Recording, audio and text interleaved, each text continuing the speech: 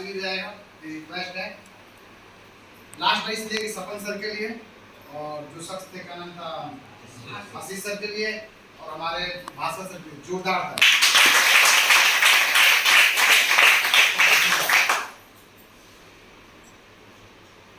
अगर आप लोग यहाँ आए हैं ना तो कुछ सोच के आए होंगे या कुछ इन्होंने झूठ बोल के बुलाया होगा, चलो भाई बात करेंगे बैठ करके, कुछ ना कुछ तो कह के लाए होंगे। मैं अपने बारे में बताऊं तो मेरा नाम है वीर बहादुर और मैं रहने वाला बिहार का हूँ, जिला का। और मैं बचपन से रहा हूँ दिल्ली में, बचपन से यानी कि जब मैं बिहार में पैदा हुआ तो 6-7 दिन बाद में पापा के साथ दिल्ली चला गया था। मेरी पूरी परवरिश दिल्ली, हरियाणा, MP और पंजाब, इन 4 शहरों में परवरिश हुई है। कारण रहा कि मैं घर का सबसे बड़ा बेटा था, थोड़ा सा बदमाश टाइप का भी था, बचपन से रहा। दिमाग में अलग गर्मी रहती थी, कुछ सोच ही अलग थी मेरी कि मैं करूँ तो करूँ क्या।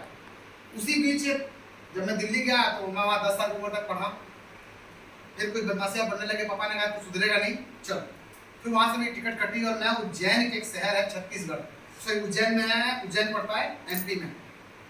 उज्जैन के पास नागझिरी बटालियन है, वहाँ पे फौजियों का बहुत बड़ा कैंप है, मेरे चाचा फौज में है, तो वहाँ मुझे भेज दिया गया। उनके माध्यम से मुझे फौज में भी तकरीबन 10 साल रहने का मौका मिला और मैं अपनी उम्र का 20 साल वहाँ मैंने काटा, टोटल 20 साल का हो गया मैं। फिर वहाँ से चाचा से वहाँ ही बदमाशी शुरू हो गई। अब जब लड़के मिलते हैं अपने उम्र की तो हो जाती है, हर जगह बॉस बनने की आदत बीमारी लगी हुई थी मेरे अंदर। मैंने कहा ठीक है भाई, लाइफ कटती रही और वहाँ से भी मुझे निकाल दिया गया। वहाँ से चाचा को फोन गया पापा के पास कि भाई आपका लड़का ठीक नहीं कर रहा, इसे ले जाओ। चाचा ने टिकट कटवाया, ट्रेन में बैठाया, मैं दिल्ली पहुँच गया। पापा ने कहा अब तू सुधरेगा, ऐसा कर तेरे को आगे भेजता हूँ। फिर वहाँ से मेरी उम्र शुरू हुई और मैं चला गया हरियाणा। हरियाणा में मैं 10 साल रहा, वहाँ के स्कूल में पढ़ाई की, मारपीट। और हरियाणा के लोग सबसे खतरनाक, इस भारत की भूमि पे सबसे अगर गंदा कोई शहर है तो हरियाणा है। उनकी लैंग्वेज, उनका बात करने का तरीका लगता है कि मारोगे। मैं वहाँ रहा, वहाँ भी कुछ टाइम बीता, 10 साल। वहाँ से बदमाशी बढ़ी तो वहाँ से घर वाला और दिक्कत रही। फिर मैं पंजाब चला गया, वहाँ मेरे चाचा रहते हैं, फौज में है, वहाँ पे कैंटीन में वहाँ भी रहा। उसी इन 3 सालों के दौरान मेरी शादी भी हो गई। फिर आते आते इधर के पूरे 7 साल में दिल्ली में रहा। रीजन रहा कि वहाँ से भी मैं आया दिल्ली तो पापा ने कहा आप क्या करेगा, शादी होगी तेरी? मैंने कहा हाँ, बच्चे भी हो गए। मैंने कहा गुड, और क्या चाहिए और कुछ करना है लाइफ में? कहता है बस अब तू मेरे से कर्जा मांगता रहे और जीता रहे। मैंने कोई काम नहीं किया, जब जरूरत पड़े पापा 5,000 देना, पापा 10,000 देना, मेरा काम चलता था खूब बढ़िया से, कोई दिक्कत नहीं थी। पर मैं अपनी तरफ से आप लोगों से हाथ जोड़ के माफी चाहूंगा, बुरा मत मानना। जब घर में औरतें बढ़ती हैं तो घर के अंदर या तो बवाल होता है या फिर बंटवारा होता है, लड़ाई झगड़े होते हैं या फिर बंटवारा ही होता है। और सेम कंडीशन मेरे घर में भी ऐसा हुआ। 2014 के अंदर 13 में भाई की शादी हुई और 14 में घर में बवाल हुआ। मैं काम धाम करता नहीं था, घर का नगला बेटा हूँ। एक भाई दिल्ली पुलिस में है, दूसरा भाई मेरा दिल्ली के अंदर एक अच्छा बिजनेस चलाता है, होटलों का बिजनेस है उसका, और टेंट का बहुत बड़ा कारोबार है। तो मेरे दोनों भाई सेटल है, यानी एक दोनों 12th किया, उसके बाद वो सेट हो गए। मैंने पढ़ाई करते साथ साथ में सेट नहीं हुआ, घूमता रहा। पापा का बेटा हो ना, वैसे मिलते रहे, जब फोन कर दो पापा यार 5,000 चाहिए, ठीक है तेरे खाना भेज रहा हूँ, और मेरा काम चलेगा। मैं क्या इधर काम करने की जरूरत ही नहीं मेरे को। और जब 2016 के अंदर मुझे घर में, जब भाई की बात की 13 में, तो 14 में मेरे घर में हल्ला शुरू होता है, भैया कुछ करते नहीं है, भैया के बच्चे हैं, ये है वो है, भैया कुछ काम नहीं करते हैं, फ्री खा रहे हैं। इस बीच में मम्मी को ही बुरा लगा, पापा को भी लगा। मम्मी ने कहा कुछ कर ले काम था। मैंने कहा ठीक है जा रहा हूँ नौकरी करने, और मैं चला गया नौकरी करने के लिए। और वहाँ पे मैंने 8 दिन नौकरी किया था, मात्र 8 दिन गिनती के। वहाँ सैलरी मेरी लगी थी 16,000 रुपये सैलरी थी, और मेरा काम था लोगों से फोन में बात करना, पैसा मांगना। क्योंकि मेरी आवाज़, जब मैं इंटरव्यू देने गया तो बंदे ने कहा भाई पैसे निकालने लोगों से, लोगों ने माल ले रखा है और पैसे नहीं देते हैं, उनसे पैसे निकालने हैं। सब कोई निकल जाएगा। तो बचपन से कर रहा बॉडी में मेरा काम था कि सुबह ड्यूटी टाइम होता था 10 बजे और खत्म होता था शाम को 4 बजे। इस इंटरव्यू के कारण से मेरी नौकरी लग गई। मैंने कहा ठीक है भाई, आराम से 9 बजे उठूंगा, 1 घंटे में फैक्ट्री पहुंच जाऊंगा, वहाँ काम करूंगा, 4 बजे तक घर आ जाऊंगा। पहला दिन गया, मेरे को एक लिस्ट मिली, ये 200 लोग हैं जिनसे पेमेंट लेनी है। शुरू हुआ, मैंने उठाया फोन लगाया, राणा भाई नमस्कार, तो वीर बोल रहा हूँ डोकोमो कंपनी से, वो आपका एक बिल पेंडिंग था साहब। हाँ 2 लाख का बिल है, बिल नंबर बताऊं? ना ना बता दिए बाद में। मैंने सर ये पेमेंट कब तक हो जाएगी? सामने फोन कर लिए। ठीक है, दूसरा तीसरा 10 कॉल किया। शाम को 4 बजा मैं अपना थैला उठाया, अपना टिफिन खाली किया और घर। 1 दिन 2 दिन 3 दिन 4 दिन 5 दिन 6 दिन कोई नहीं बोला, 7 दिन कोई नहीं बोला। मैं अपना काम करता रहा। 7 दिनों में लमसम 12 से 13 लाख रुपया कलेक्शन किया मैंने। हरियाणा की लैंग्वेज आई बीच में, कहते भाई पैसे ना देंगे तो क्या करेगा? बताऊं क्या करूं तेरे को? मैं तेरे घर आऊं तेरे कुटू में बदमाश बने हैं, पैसा भेज दिए, माल ले लिया, देने में दिक्कत हो रही तेरे को? भैया कौन सा बंदा है तो पैसे ना दिए ना, आ जाओ तेरे घर, फिर तो बदमाश बन रहा हो। आवाज में उधर था, उसने पैसे आते गए, काम चला। मैं 16 लाख रुपए मैंने इकट्ठा किया, मालिक के अकाउंट में आए, मैंने सब बनाया। 8वें दिन उसका मुनीब बोलता है भाई कहाँ जा रहा है? 4 बजे आया, निकली तारीख से दिख रहा है, कहाँ जा रहा है? मैं सर टाइम खत्म है, घर जा रहा हूँ। ऐसा ना होता, यहाँ पे और हरियाणा का मालिक था उसका मुनीब, ऐसा ना होता भाई, यहाँ पे ये फाइलें भी सीधी करनी होती है, जो ना तेरा काम खत्म हो तो चल दिया, ये कौन करेगा? मैंने इसकी नौकरी ना है मेरी, मना करता। ना ना ऐसा नहीं होगा, ये करेगा ठीक है, मैं कल से नौकरी होती हो। मैंने कहा ऐसी बात है। मैं गेट के बाहर खड़ा हो गया, मैं बैठा रहा 1 घंटा, टाइम हो गया 5। अब गार्ड ने जाके बताया मुनीब को, भाई वो वीर तो बाहर ही बैठा हुआ, जा नहीं रहा है। आया मुनीब, भाई क्या बात है, घर नहीं जा रहे हो? मैंने तो बाहर आ, भाई साहब ले गया मेरा 8 दिन नौकरी को, पैसे दे मेरे। कहता ना दो, मैंने कहा टांग नहीं तोड़ो, मैं बाहर निकल। मतलब जितनी हरियाणा की अच्छी अच्छी गालियां होती सारी मिल जाती। मैंने कहा तू नहीं देगा, अपने बाप से पैदा तू बाहर निकल, तो पैर ना काटूंगा, अपने बाप से पैदा नहीं रहती। 8 दिन का तनख्वाह मेरे को मालिक ने दिया और मैं घर आ गया। अब आपको दिया, मैंने कहा भाई क्या हो गया? मेरा हिसाब हो गया, तू नहीं सुनेगा। अब 8 दिन घर आने के बाद में अब नौकरी खत्म, फिर घर बैठ गया। अब घर में शुरू हुआ ड्रामा। अब मेरी जो भाई की वाइफ है वो भी ग्रेजुएशन है, भाई भी ग्रेजुएशन है, तो भैया दिमाग चलता है, वो कमाते महीने का 1.5 से 2 लाख रुपया, और मैं जीरो था, मैं तो निकालता था, पापा दे रहा यार, मम्मी दियो यार, दे रहा था नहीं। तब मम्मी ने कहा क्या करेगा, इसी छत पे मरेगा। उस दिन इतना मुझे बुरा लगा, जिस दिन कभी बुरा न लगा। वो आवाज तो मम्मी के मुंह से निकली थी और बड़ कहीं और से आए थे बंद करके। फिर घर में दिक्कत शुरू हुई, 6 महीने तक बड़ी दिक्कत हुई। और 2014 में दशहरे के दिन मैं, मेरी वाइफ और मेरे बच्चों सब गए दशहरा देखने के लिए। दिल्ली में रावण जलाए जाते हैं, बड़े बड़े पुतले होते हैं रावण के। मैं देखने गया, जब आ रहे हैं तो खबर आ रही है कि ऊपर छत पे जाओ। मैंने क्यों? मेरा तो कमरा नीचे अंदर है। बोला नहीं है, खाली कर दिया तेरा सारा बेड सेड जो भी तेरा सामान है सब ऊपर रख दिया गया। मैंने कहा ऐसा कैसे हो गया भाई? 4 घंटे में पूरा कमरा खाली हो गया, ये कैसे हो गया? हमने कहा बस तू ऊपर जा। ऊपर गए, देखा तो मेरा बेड रखा है, बेड के ऊपर मेरा कूलर रखा है, उसमें मैंने बक्से कच्ची रखी हैं, बगल में फ्रिज रखा हुआ है, मेरे कपड़े ऐसे ही सब ऊपर फेंके हुए हैं, अलमारी में चढ़ाई हुई है, मतलब पूरा पैक था पूरे सामान से। मैं सोए कहाँ घुसे कहाँ? मैं नीचे आया, मम्मी अगर तुम लोगों ने बोला तेरा सामान पर चला गया, तुझे अलग कर दिया गया। मैंने कहा हो गया, अब अलग कर दिया गया तो मैंने कहा कि खाना तो बनना चाहिए, बर्तन तो दो। बोले तेरी शादी का बर्तन तेरे गांव में पड़ा घर में, जाके ले आ। मैंने कहा ये भी दिक्कत है सामान लेने के लिए। आप लोग विश्वास करो या ना करो, एक अच्छे खानदान से होने के बावजूद भी मेरे बच्चों ने और मैंने 2 दिनों तक खाना नहीं खाया था। दिल्ली के अंदर हर मतलब दिल्ली में कोई आदमी भूखा नहीं मर सकता, कहीं ना कहीं रोज भंडारा चलता ही रहता है, रोज किसी गली में भंडारा बढ़ता ही रहता है, वहाँ का रूल है। तो दशहरा था ही, अगले दिन देखा कि पूड़ी बट रही है, तो मैं जाकर पूड़ी और सब्जी ले आया। वो 2 दिन खाया हम लोगों ने। किस परिस्थिति में खाया वो मैं जानता हूँ, अगर बता दो तो अच्छे लोग शुरू करते हैं। ठीक है जिंदगी कटेगी। और 14 से लेकर के 16 तक, अब अच्छे घर से हो तो दोस्त तो अच्छे होंगे मेरे।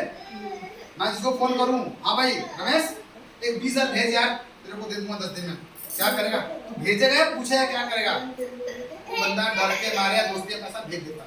कर करके मेरे ऊपर 10 लाख का कर्जा हो गया 2 साल में। अब बच्चों के खर्चे तो रुकेगा नहीं, स्कूल तो भेजना है उनको, अपने खर्चे हैं ही, अपने शौक भी थे ये रजाओं वाले। अब मैं 10 लाख के कर्जे में आ गया। कर्जे में आने के बाद अब घर में फिर ड्रामा शुरू हुआ, क्योंकि जब जो दोस्त पैसा देगा वो तो घर आएगा तो मम्मी पास बैठते, आंटी नमस्ते, हाँ बेटा बैठ बैठ बैठ, क्या हुआ? अरे आंटी वीर ने मेरे से 1 लाख रुपए लिए हैं, वो दे नहीं रहा है, मांगने में कहता है कि तू घर पे आ, तेरे को मैं आज तो उनके घर पे आ गया हूँ। तो बेटा घर पे है तो ऊपर जा। आंटी ऊपर नहीं जाऊंगा, यही बुलाओ और मम्मी के पास बैठ जाए। तो पता है कि मम्मी सामने तो इसकी औकात नहीं है कि मेरे को बोल भी दे कुछ। मैंने कहा सब रमेश तू आ गया, अरे बाहर चल। कह रहा ना ना ना यही बात कर। इतना डर था दोस्तों में। मैं 10 लाख के कर्जे में आने के बाद भी कोई टेंशन नहीं थी। फिर मम्मी ने कहा ऐसा कर बेटा तेरे को घर छोड़ना पड़ेगा। हमने क्यों? कहते दोस्त आते हैं मुझसे कहते हैं 1 लाख ले रखा है तो 2 लाख ले रखा है, ऐसे नहीं चलेगा, फिर घर खाली करना पड़ेगा। मैंने कहा ऐसा नहीं होगा, इसमें घर में मेरा भी हिस्सा है, मेरा भी तो हिस्सा है भाई, मैं भी तो इस बाप का बेटा हूँ। ये 2 भाई का इनका हिस्सा तो मेरा हिस्सा नहीं है। बोला नहीं ये खाली करना पड़ेगा। मैंने कहा मुझे टाइम दो, कम से कम 2 से 3 साल का टाइम दो, मैं खाली करूँ। कहता ना तेरे को 2 दिन का टाइम नहीं मिलेगा। मैंने कहा ऐसा कुछ नहीं होगा, आओ ऊपर कौन आता है, मैं ऊपर से नीचे फेंक दूंगा, छत से नीचे आओ तुम लोग। मेरा ही पारा गर्म था। उसी बीच 2 साल का कटने के बाद 16 मई लड़ाई शुरू हुई और दिसंबर में 20 दिसंबर को मेरा एक दोस्त आता है। उसको पता लगे कि वीर ना दिख नहीं रहा है, 6 महीने से घर से बाहर निकल ही नहीं रहा है। वो भी घर से अपने लिए हमारा ड्रिंक लेते आया। आज बैठ के भाई साहब बैठेंगे, ले आया छत पे बैठे। मैंने कहा यार जिनका नाम लूंगा तो आपको जोरदार ताली हो जाएगा। मेरे अच्छे दोस्त, मेरे अच्छे अपलाइन, मेरे अच्छे गुरु मनोज सर। को किया और बैठे, हम लोगों ने आधी आधी पी और मैंने कहा यार मनोज भाई कुछ काम धाम बता यार। तो तू काम करेगा? आसमान देखने लगा। आसमान क्यों देख रहा है? सूरज यहाँ पे जाए, घर कहीं डूबने लग गया। मैं क्यों, मैं काम नहीं कर सकता? तू काम करेगा, राजा आदमी है। मैंने कहा बता नहीं यार, मजाक मत कर। बोले कंपनी आई हुई है जोड़ने वाला। मैंने कर लेंगे यार। गया, शुरू हो गई, लिस्ट बनाया। दिसंबर में 25 से शुरू किया और जनवरी में मेरा पहला चेक बनता है 500 रुपये का। इस कंपनी के अंदर 1 महीने की मेहनत के बाद 2 लोग आए 52 एसपी से, आधे सेल से 2 लोगों को लाया मैं और मेरा 500 का चेक बनता है। अब 500 का चेक लेने के लिए मुझे 8000 रुपये की अपनी ज्वाइनिंग तो लगानी है। ज्वाइनिंग तो फ्री लग गई, मैंने काम भी शुरू कर दिया दोस्त अपने। और अब आईटी एक्टिव हो गई आईटी, तब तो पैसा मिले 500 रुपये को, हुआ नहीं। 2 महीना बीत गया, मैंने कहा जुगाड़ लगाता हूँ। तो मेरे दूर के मामा जी थे, उनके पास गया। उनसे मैंने कर्जा वर्जा नहीं दिया था। जब गया तो घर में बड़ी भाव सेवा खूब हुई। अब भांजा हूँ तो देखो मामा और भांजे का रिश्ता बहुत बेहतरीन रिश्ता है। वो कितना भी दूर का भांजा हो और मामी कितनी भी दूर की हो, अगर पहुंच जाए तो उसकी इज्जत भाव तो बहुत बेहतरीन होती है। मैं पहुंचा तो मामी नमस्ते, खूब खिलाए पिलाए, 2 घंटा बैठे रहे। मामी एक बिजनेस लाया हूँ। बोला क्या बिजनेस है? मैंने बताऊंगा। और मनोज सर के साथ गए थे, उन्होंने प्लान दिखाया। तो उनको बोले मेरे को घुटने में दर्द है, मेरे को क्या बोलते हैं थायराइड है। हमने उनको 4 डब्बा थायराइड दिया और 1 घुटनों का दिया, हो गया 52 एसपी। उनसे पैसे लिए, आईडी ली, आईडी तो लगा दी पर आईडी उनकी ग्रीन नहीं कराया, अपनी आईडी ग्रीन कराया। पैसे थे नहीं भाई, आप 10 लाख कर्जे वापस करिए क्या जिंदगी में? मैंने अपनी आईडी एक्टिव करा दिया। उसके बाद से वो 500 का चेक 1000 बन के मेरे खाते में आ गया। फिर लेवल हुआ, पहला लेवल हुआ, दूसरा लेवल हुआ। अब घर में थोड़ी सी खुशियां आने लगी। अब जो दोस्त कर्जा मांगते थे ना, अब उनका घर में तो भाई आपस शुरू हो गई। मैं पहुंचा मेरे घर, मैंने कहा सभी था कभी कोई दूर से बात करेगा तो मारेगा नहीं। मैंने कहा नहीं यार तेरे को मारने नहीं आऊं, मैं किसको लेकर आऊं, मेरा दोस्त है, इससे कुछ बात करनी है। चल तू वहाँ कुर्सी बैठ जा और मैं यहाँ बैठ के सुन लूंगा। मतलब बगल में बैठाने में भी मेरे दोस्तों को बड़ा तकलीफ होता था कि अगर इसको ना काटे मार देगा फट से ना, कि पैसा कैसे जा तू। तो दूर बैठे तो प्लान देखा। जब प्लान देखा तो मनोज ने कहा कि भाई फार्म भरे। कहता सब तो अच्छा है तो करना चाहिए। बोला हाँ। मनोज जैसे करते हैं क्या, मैं क्या आ गया, मैंने तो फार्म भरो इसका। मैंने फार्म भर दिया। मैंने पैसे निकाल, मुझसे बैठे, मैंने कहा पैसे निकाल। यार पैसे तो है नहीं। मैंने कहा 16,000 दे फटाफट, फार्म भरा है ना। कहता भाई तो दादागिरी है। मैंने कहा कि मनोज सर समझाओ, दादागिरी कर रहा हूँ, कितने प्यार से बोल रहा हूँ भाई पैसे दे दे। नहीं माना। मैंने पकड़ा गले बार, मैंने पैसे दे रहा नहीं दे रहा है। उसने फटाक से घर में गया, अलमारी सुराय लाया और अपने टेबल पे ले भाई बक्स दे और मेरा काम चलना है। उसमें से आज एक दोस्त मेरे साथ है। 19 दोस्तों को मैंने ज्वाइनिंग कराया, 19 में से कोई साथ नहीं दिया, कोई भाग गया, कुछ ने शहर ही छोड़ दिया डर के मारे। किराए पे भी रहते थे कुछ दोस्त, जिनके पापा का ट्रांसफर हो गया वो दिल्ली रहते थे अपने घर में। उन्होंने पापा के डर के मारे किराए पे मकान देकर पापा पास चले गए। एक दोस्त जिसका नाम है अनिल तलवार, आज भी मेरे साथ खड़ा है, हरियाणा का जाट है। हम दोनों की मिल गई बातें जब मैं बोलूं दे देना तो पैसे तो दूं तेरे को मैं बताइए दमदार मतलब कोई भिड़ जा दोस्ती चलती रही। इस कंपनी के अंदर कैसे हंसते बोलते मजाक करते आज मैं इस कंपनी से इतना इनकम कर सका हूं। एक आम आदमी 2 बार पैदा लेगा और मर जाएगा तब भी उतना पैसा नहीं कमा सकता। एक नॉर्मल आदमी जो चाहे घर में हुआ चाहे नौकरी करता कहीं, अगर कहीं 20 हजार की नौकरी भी करता होगा ना, वो पैदा होकर मर जाएगा 2 बार मरेगा ना तब जाकर उतना पैसा कमाएगा। मैंने गणित लगा रखा है। मेरे पापा की उम्र आज 60 साल हो चुकी है। टोटल इनकम मैंने भी काउंट की थी लाइव हुई था जब मैं घर छोड़ा था। मैंने कहा बताओ कितना पैसा कमाए हो, भाषण दे रहे हो बहुत ज्यादा, आओ साइड में। क्योंकि हम हैं बिहार के, दिमाग भी है बिहार का, खून भी बिहार का, पर इसके अंदर जो सॉफ्टवेयर लोड किया गया था ना वो हरियाणा वाला किया गया था। हरियाणा बाप पता क्या बोलते हैं, बापू तू इधर आ, अरे बापू तू ये काम कर ले, मतलब हम लोग कहते हैं बाबूजी ये काम कर दो हो जाए चाहिए, और वो बोलते हैं तू है सुन एक काम कर दो। हरियाणा की ये सब बातें हैं तो दिमाग को कुछ पता था ना। पापा बताओ कितना कमाए, उनका हिसाब लगाया। उन्होंने आज तक के लाइफ में उन्होंने यहाँ से 60 लाख रुपए कमाया है। टोटल 60 लाख कमाया मेरे पापा ने दिल्ली में रहते हुए नौकरी करते हुए। 60 लाख में से पूंजी क्या बनी, तो एक मकान बना हुआ बस गांव में, ये 2 कट्ठा जमीन ले ली है। बाकी तो गिफ्ट मिला दादा से मेरे को 5 बीघा जमीन मेरे को बाबा से गिफ्ट मिला है जो उनके पूर्वजों ने उनको दिया था।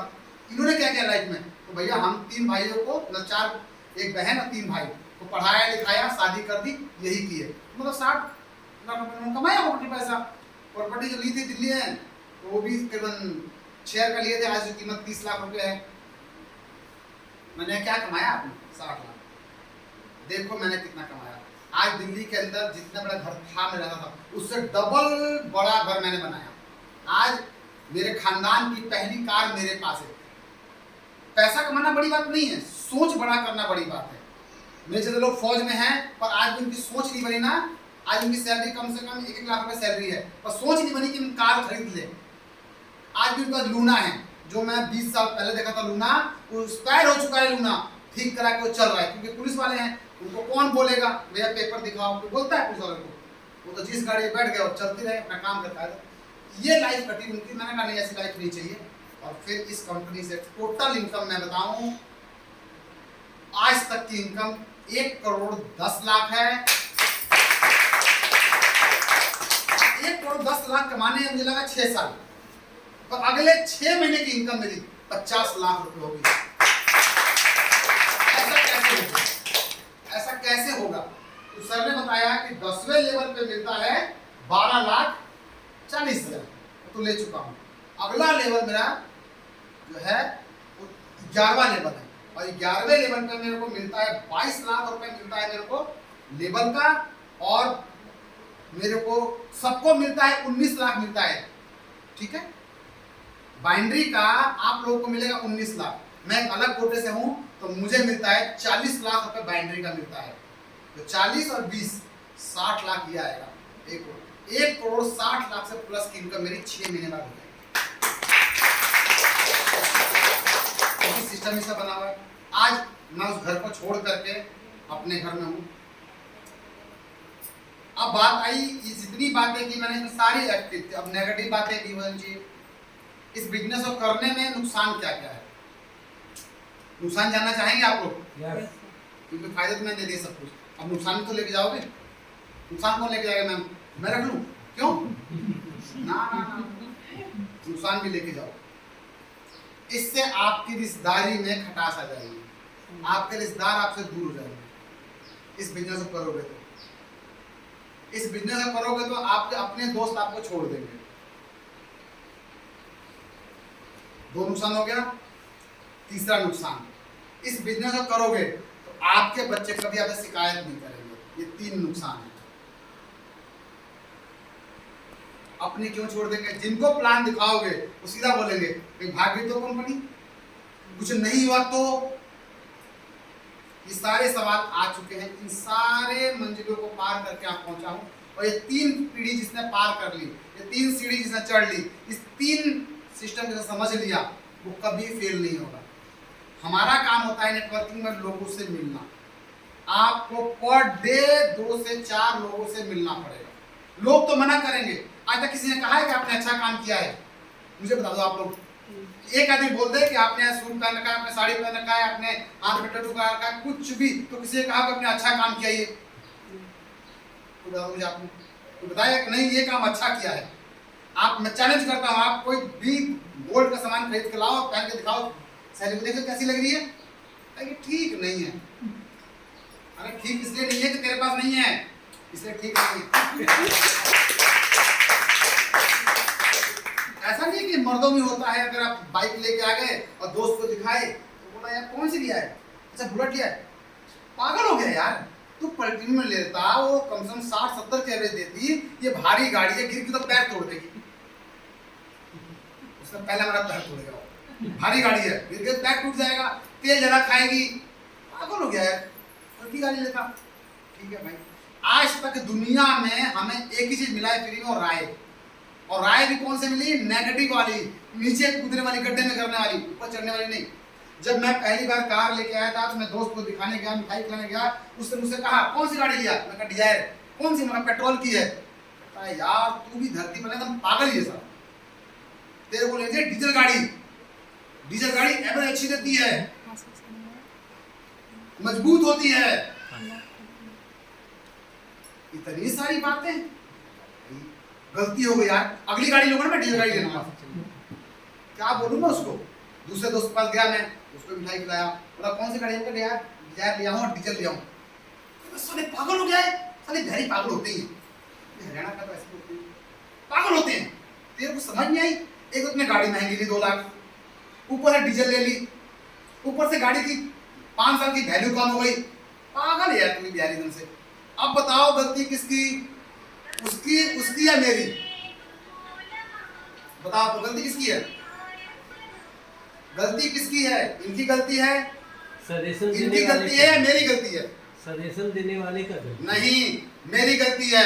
कैसे सर? बस वो गाड़ी दिखाने गया अपनी, सबसे बड़ी गलती है। उस पास कार नहीं है तो राय देगा मुझे, अगर कार होगी तो राय नहीं देगा। जिसके पास बुलेट है और उससे पूछो कौन सी गाड़ी लेनी चाहिए, वो आपको राय देगा भाई बुलेट ले।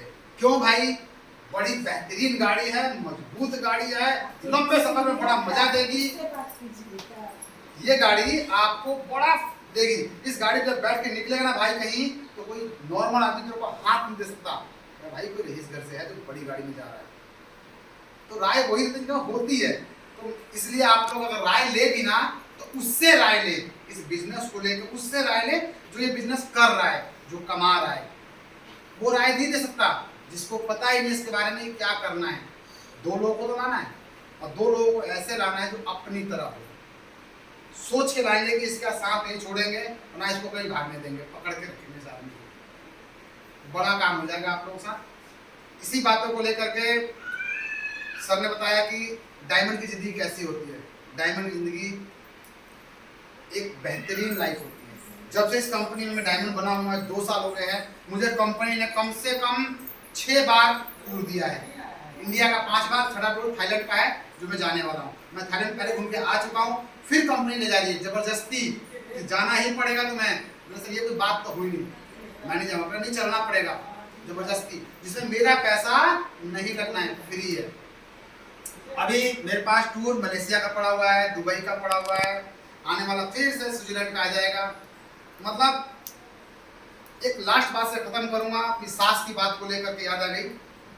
जब इस घर में मेरी वाइफ आई थी तो मेरी सास फोन करती थी कि मेरी बेटी के तो नसीब फूट गए, ऐसा निकम्मा दामाद मिला है कि कुछ कह नहीं सकते हैं। मैंने कहा होता है।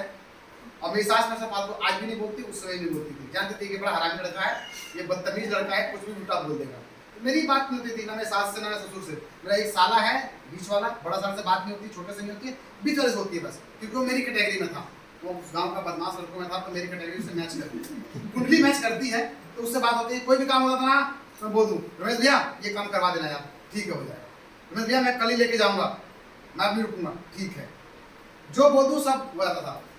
तो चलता रहा। जब अब मेरी सास क्या कहती है, अब उल्टा हो गया पास। मेरी सास की उम्र इस समय लमसम 75 साल से ऊपर है। उस बुढ़िया ने अब जाकर के 2 साल पहले फोन खरीदा है।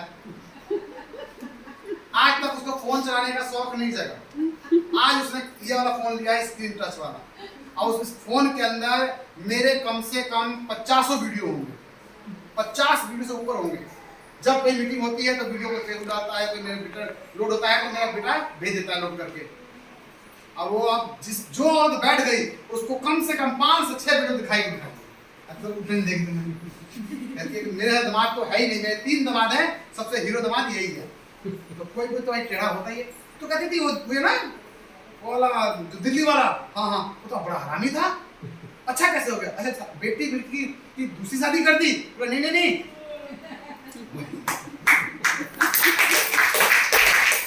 आज हर महीने की 2 उड़ान मैं और मेरे भाई भरते हैं हम लोग। हर महीने में 2 उड़ान तो भरनी है। आने से पहले उड़ान भर के आया था मैं। अब एक उड़ान इसी महीने की 25 तारीख को हम जो जाएंगे, मुंबई जाएंगे घूमने के लिए। तो मतलब महीने में 2 उड़ान तो मेरे भाई के साथ होती है और मेरी खुद की 2 से 4 हो जाती है। इस कंपनी में आने के बाद आज लाइफ सेट हो चुकी है। और आप लोगों से एक ही लास्ट बात कहूँगा, राय लेना तो उसकी लेना जो आपको कुछ दे, उसकी राय मत लेना जो आपसे मांग रहा है। राय कभी भी लेती है ना, अपने से ऊपर लेवल वाले की राय ली जाती है, नीचे वालों की नहीं। जो हमसे ही कम कमा रहा है उससे राय लेके क्या देगा हमें लाइफ में? वो हमें कम की राय देगा। आप लोगों ने अच्छा हाथ से हैंड करना, धीरू भाई अंबानी का नाम किस किसने सुना है? धीरू भाई अंबानी कौन है? वो यूपी के रहने वाले हैं, एक गरीब घर में पैदा हुआ और दिल्ली के अंदर पेट्रोल पंप पेट्रोल भरा, और आज इस धरती पे धीरू भाई अंबानी को सब जानते हैं। उन्होंने 2 बातें कही थी। पहली बात कि हम गरीब घर में पैदा हुए हैं, हमारी गलती नहीं है। हम गरीब घर में पैदा हुए, हमारी गलती नहीं है। अगर गरीब मर गए तो सारी गलती हमारी है। पहली बात।